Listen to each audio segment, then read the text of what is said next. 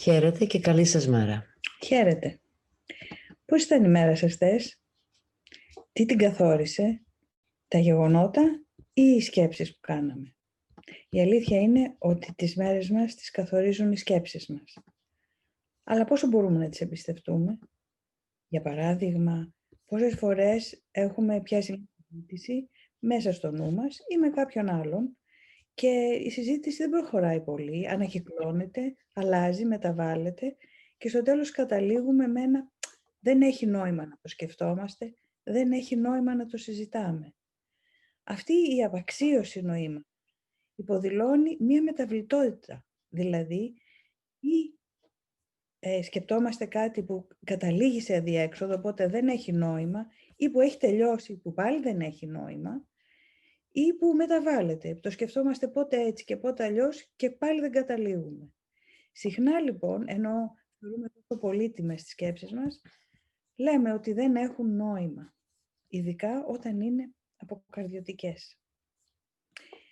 Έχουμε όμως δύο είδη σκέψεις, τις θνητές και τις αθάνατες. Οι θνητές σκέψεις μας είναι σκέψεις οι οποίες μας μικραίνουν, μας στενοχωρούν, περιορίζουν τους οριζοντές μας και μας θλίβουν. Οι αθάνατες σκέψεις μας δεν μεταβάλλονται, είναι σταθερές και ανοίγουν την καρδιά και το νου μας. Αλλά η αλήθεια είναι ότι συχνά δεν μπορούμε να ξεχωρίσουμε τις θνητές από τις αθάνατες σκέψεις μας.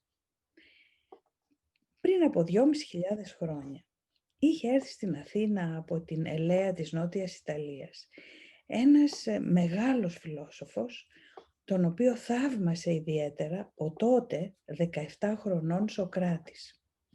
Ο Σωκράτης λοιπόν, νεαρός τότε, πήγε να ακούσει τον περίφημο Παρμενίδη. Ο Παρμενίδης, που δεν είναι τόσο γνωστός όσο ο Σωκράτης, επηρέασε πολύ τη σκέψη του Σωκράτη, επειδή αναφερόταν στις αθάνατες σκέψεις. Είχε γράψει ένα περίφημο ποίημα, το οποίο ήταν συμβολικό, που περιέγραφε την επίσκεψη ενός αναζητητή στην θεά της αλήθειας, όπου πέρασε τις πύλες και έφτασε στη θεά της αλήθειας για να του αποκαλύψει τις αλήθειες για τη ζωή και για τους ανθρώπους. Το πρώτο πράγμα που του είπε η θεά της αλήθειας ήταν αυτό που τα πρώτα μαθήματα θαυμάτων εισηγούνται, να αδειάσει το νου του από όλα αυτά που νομίζει ότι ξέρει, από τις σκέψεις και τα νοήματα χωρίς νόημα, για να αρχίσει να βρίσκει τα νοήματα με νόημα, τα αθάνατα. Ας δούμε λοιπόν τι είπε, τι λέει σε ένα κομμάτι στην αρχή του ποίηματός του ως εισήγηση ο Παρμενίδης. «Απομακρύνσου από την οδό που βαδίζουν οι θνητοί», εννοώντας αυτοί που σκέπτονται με θνητές σκέψεις, που εμφανίζονται δίγνωμοι, διότι η αμηχανία που υπάρχει στα στήθη τους, δηλαδή η άγνοια για το ποιο είναι η αλήθεια, ευθύνεται για τον μπερδεμένο νου τους και είναι κουφοί μαζί και τυφλοί, σύνολα χωρίς κριτική σκέψη, στα οποία αυτό που υπάρχει και δεν είναι αληθινό, το νομίζουν άλλοτε έτσι και άλλοτε αλλιώς, καθώς στα πάντα παλινδρομεί ο νους τους. Αυτή λοιπόν είναι μια παρένεση που έρχεται εδώ και 2.500 χρόνια να μας θυμίσει ότι ο νους μας δεν είναι εστιασμένος μονίμως στην αλήθεια, αλλά στην αβεβαιότητα. Έτσι, το τέταρτο σημερινό μάθημα θαυμάτων συμπληρώνει αυτή την άποψη λέγοντας: αυτές οι σκέψεις δεν σημαίνουν τίποτα. Οι σκέψεις εννοεί αυτή τη στιγμή που θα τις παρατηρήσουμε. Είναι όπως τα πράγματα που βλέπω σε αυτό το δωμάτιο, σε αυτό το δρόμο, από αυτό το παράθυρο, σε αυτό το μέρος. Στις προηγούμενες ασκήσεις κοιτάζαμε γύρω μας και συνειδητοποιούσαμε ότι δεν έχουν νόημα τα πράγματα από μόνα τους, αλλά το νόημα που τους δίνουμε εμείς. Οι σκέψεις μας λοιπόν από μόνες τους δεν έχουν κάποιο νόημα, αλλά είναι αυτό που τους δίνουμε εμείς. Και συχνά, όπως είπαμε και στο ξεκίνημα σήμερα, λέμε δεν έχει νόημα να το σκεφτόμαστε αυτό, δεν οδηγεί πουθενά. Ας δούμε λοιπόν την συνέχεια αυτού του μαθήματος για να το κάνουμε μαζί. Στη συνέχεια λοιπόν η ανάλυση του μαθήματος έχει ως εξής. Μας εξηγεί πώς να κάνουμε το μάθημα, πώς να κάνουμε την εφαρμογή του. Άρχισε με το να παρατηρείς τις σκέψεις που έρχονται στο νου σου για 1 λεπτό. Ας το κάνουμε όλοι μαζί τώρα.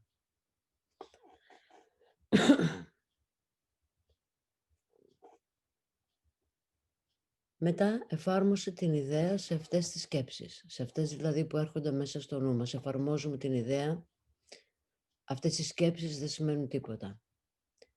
Εάν έχεις ήδη στενάχωρες σκέψεις, χρησιμοποίησέ τις σαν αντικείμενα για την εφαρμογή της ιδέας. Δηλαδή όπως χρησιμοποιούσαμε πριν τα αντικείμενα που βλέπαμε έξω από το παράθυρο, μέσα στο δωμάτιο, είναι σαν αντικείμενα. Μην διαλέγεις όμως μόνο τις σκέψεις που νομίζεις ότι είναι κακές, αλλά οποιαδήποτε σκέψη με οποιοδήποτε πρόσημο. Εάν εκπαιδεύσεις το νου σου να παρατηρεί τη σκέψη σου, θα δεις ότι αντιπροσωπεύουν ένα τέτοιο μείγμα που από μία άποψη καμιά από αυτές δεν μπορεί να αποκαλεστεί καλή ή κακή. Δηλαδή, καθώς παρατηρούμε τις σκέψεις που περνάνε από το νου μας, καθώς παρατηρούμε τις σκέψεις που περνάνε από το νου μας, βλέπουμε ότι κάποιες είναι χαρούμενες, κάποιες είναι πιο σοβαρές, κάποιες είναι στενόχωρες. Και κάποιες αντιφάσκουν με τις προηγούμενες, τις ακυρώνουν. Βέβαια.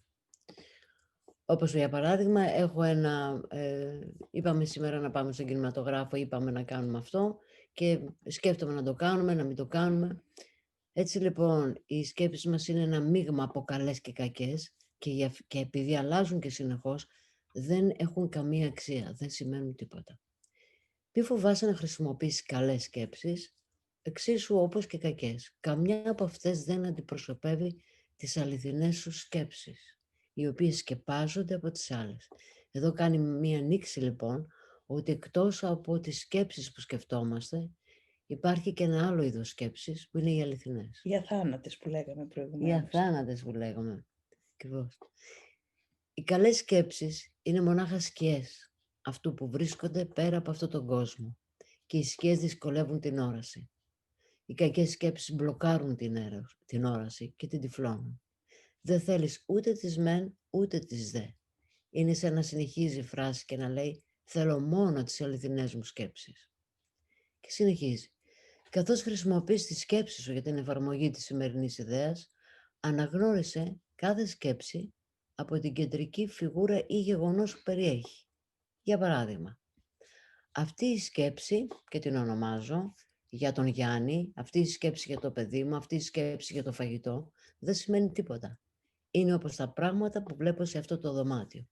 Δηλαδή, η εξάσκηση αυτή έχει σαν στόχο οτιδήποτε περνάει από το νου μου σαν σκέψη, να αλλάξω την αξία του και την κατηγορία του και να την βάλω στην κατηγορία αντικείμενο. Να αποστασιοποιηθώ και να τη δώσω σαν αντικείμενο. Σαν να είναι δηλαδή ο νους μας ένας χώρος που έχει μέσα αντικείμενα που είναι οι σκέψεις μας. Ακριβώς αυτή η εικόνα είναι. Οπότε λέμε, καθώς βλέπω την οποιαδήποτε σκέψη, περνάει δηλαδή από το νου μου, αυτή η σκέψη για το τάδε δεν σημαίνει τίποτα. Αυτή η σκέψη για το δίνα δεν σημαίνει τίποτα. Είναι όπως τα πράγματα που βλέπω σε αυτό το δωμάτιο που έχουμε δει στις προηγούμενες μέρες, στα προηγούμενα 3 μαθήματα. Οι καλές σκέψεις είναι μονάχα σκιές αυτού που βρίσκεται πέρα από αυτόν τον κόσμο και οι σκιές δυσκολεύουν την όραση. Οι κακές σκέψεις μπλοκάρουν την όραση και την τυφλώνουν. Και οι καλές όμως είναι σκιές που δυσκολεύουν την όραση. Υπάρχει λοιπόν κάτι που βρίσκεται πέρα από αυτόν τον κόσμο και μπορώ να έχω πρόσβαση σε αυτό. Πώς όμως? Είναι η ερώτηση που είχαμε ξανακάνει στο προηγούμενο μάθημα και συνεχίζει να υπάρχει αυτή η ερώτηση, τρέχει. Και βλέπουμε λοιπόν ότι να ξαναδούμε λίγο την άσκηση για να την κάνουμε τώρα όλοι μαζί αφού την εισηγηθήκαμε για λίγο. Δηλαδή να αφιερώσουμε 1 λεπτό να σκεφτούμε τις σκέψεις μας, να στοχαστούμε για τις σκέψεις μας χωρίς να τις κρίνουμε, όποια σκέψη έρχεται από τι είναι αυτό που βλέπω τώρα μπροστά μου, πώς νιώθω, τι σκέφτομαι. Δείτε μία σκέψη σαν να είναι ένα αντικείμενο μέσα στο χώρο του νου, ονομάστε τη, δηλαδή αυτή η σκέψη για τα μαθήματα θαυμάτων, αυτή η σκέψη για το πόδι μου που με πονάει. Δεν σημαίνει τίποτα. Είναι όπως τα πράγματα που βλέπω σε αυτό το δωμάτιο. Ας αφιερώσουμε 1 λεπτό για να το κάνουμε. 1 λεπτό σιωπής λοιπόν για να το κάνουμε.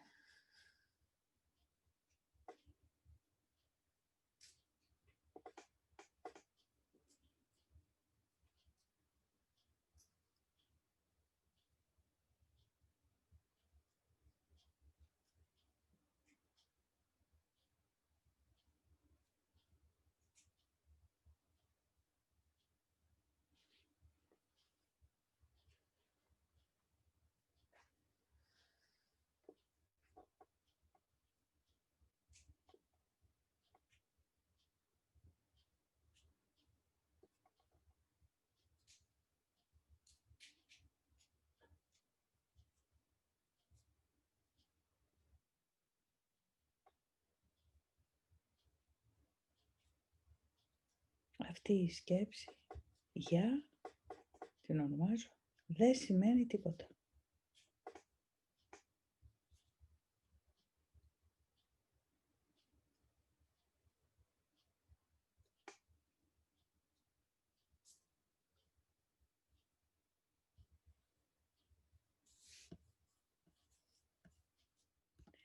Αυτή είναι λοιπόν η άσκηση η σημερινή και μπορεί να σας φέρετε λίγο παράξενη, αλλά θυμηθείτε με ποιον πάτε για ύπνο το βράδυ, όποιος και αν κοιμάται κοντά σας, αν κοιμάται κάποιος, σίγουρα δεν είναι αυτός που είναι συνέχεια μαζί σας όλη τη μέρα. Ο νους και οι σκέψεις μας. Η ποιότητα των σκέψεών μας καθορίζει και το είδος του ύπνου μας συχνά. Ή την αφύπνισή μας, την ουσιαστική, την πνευματική. Άρα οι σκέψεις μας καθορίζουν την ποιότητα της κάθε ημέρας μας, αλλά οι σκέψεις μας όταν δεν αναφέρονται στα αιώνια, στα αληθινά, δεν σημαίνουν τίποτα. Αυτό μας καλούν να συνειδητοποιήσουμε τα μαθήματα θαυμάτων, ο Παρμενίδης, ο Σωκράτης και όλοι αυτοί που στοχάστηκαν αυθεντικά. Έτσι λοιπόν, εδώ είναι σαν να ολοκληρώνεται αυτή η τετράδα μαθημάτων, είναι σαν να ολοκληρώνει ένα είδος ενότητας που μας κατευθύνει να αδειάσουμε να κάνουμε χώρο στο νου μας. Να κάνουμε χώρο στο νου μας και να πάρουμε απόσταση από τα πράγματα. Και μέσα στην έννοια πράγματα είναι και οι σκέψεις μας. Είναι αντικείμενα. Έτσι λοιπόν σιγά σιγά, καθώς απομακρυνόμαστε και από τα αντικείμενα της κατηγορίας αντικείμενα και από τα αντικείμενα κατηγορία σκέψης, αρχίζουμε σιγά σιγά να αποκολλιόμαστε από τα πράγματα και τα εσωτερικά και το εξωτερικά και έτσι σιγά σιγά θα οδηγηθούμε στο τι είμαι. Να ανοίξει η πύλη η αληθινή για τις αθάνατες σκέψεις μας. Για να αποταυτιστώ από τα πράγματα, είτε είναι σκέψεις είτε είναι πράγματα έξω στον κόσμο. Σιγά σιγά γίνεται αυτό, πολύ απαλά όπως βλέπετε. Σας παροτρύνουμε να κάνετε τις ασκήσεις θαυμάτων κάθε μέρα. Ακόμα και μετά από αυτό που κάνουμε εμείς, διαβάστε την άσκηση. Έχει σημασία. Πώς θα την κατανοήσετε, πώς θα απορροφήσετε, ακόμα και τη δόνηση που έχουν αυτά τα λόγια. Αυτή την άσκηση πρέπει να την επαναλάβετε σύμφωνα με τις συστάσεις των μαθημάτων των θαυμάτων, άλλη 1 φορά μέσα στη μέρα. Μόνοι σας πια. Απλά στοχαστείτε για τις σκέψεις σας. Και πείτε αυτό το παράδοξο, δεν σημαίνουν τίποτα. Σιγά σιγά θα καταλάβετε πόσο πολλά σημαίνει αυτή η άσκηση. Και τώρα θα πάμε στον διαλογισμό.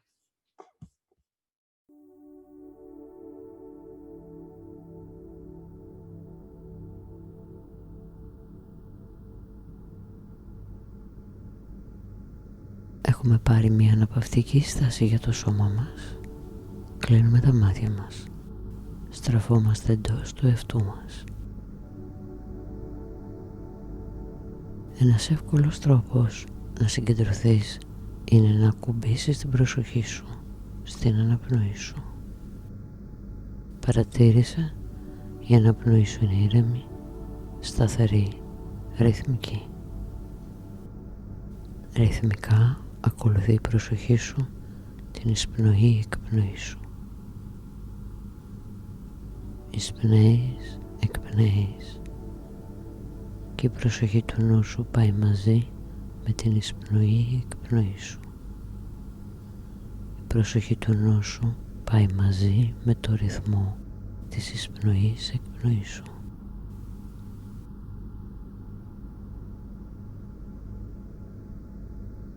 Για να συγκεντρωθείς ακόμα περισσότερο στην επόμενη εισπνοή, κράτα την αναπνοή σου, άνοιξε τα μάτια σου και καθώς εκπνέεις κλείνεις τα μάτια σου. Πάμε μαζί.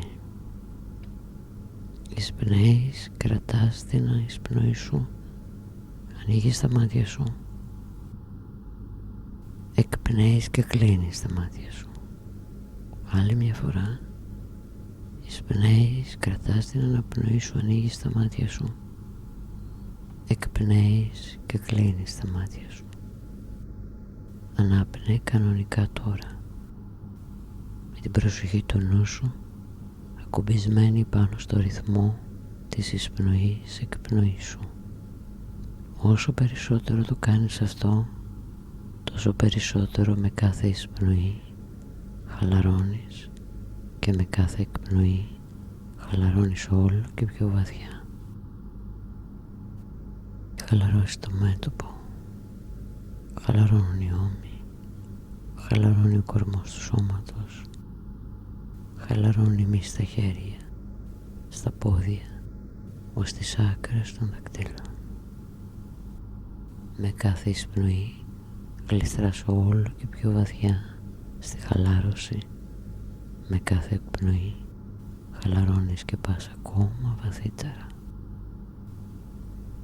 Όσο βαθύτερα πηγαίνεις, τόσο περισσότερο κοντά βρίσκεσαι στο φως της σιγουριάς, της βεβαιότητας και της εμπιστοσύνης που βρίσκεται μέσα σου.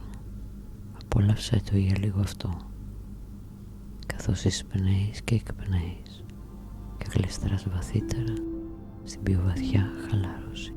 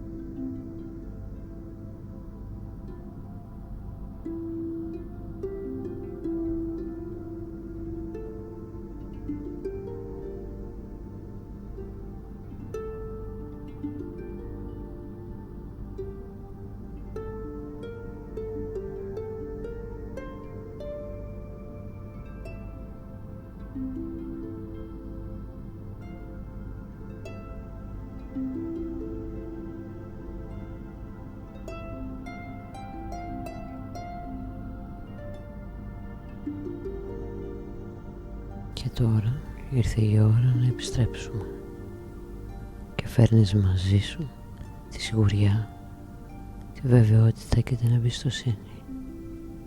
Και όταν ανοίξεις τα μάτια σου θα νιώθεις ήρεμα, γαλήνια, σιγουριά, βεβαιότητα, εμπιστοσύνη, ασφάλεια και θεία προστασία.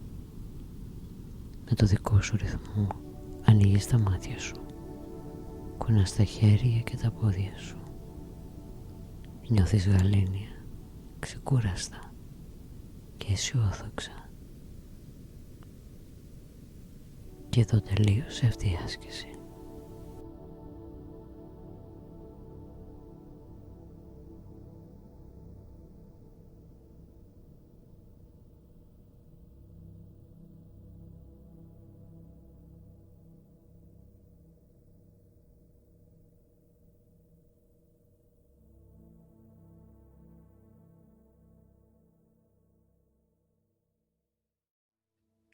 Εδώ είμαστε λοιπόν πάλι. Ολοκληρώνεται το σημερινό 4ο μάθημα θαυμάτων. Σας ευχόμαστε να έχετε μια υπέροχη Κυριακή, παρατηρώντας τις σκέψεις σαν να είναι αντικείμενα τόσες φορές όσο λέει το μάθημα. Όχι παραπάνω, δεν χρειάζεται. Χαίρετε. Καλημέρα.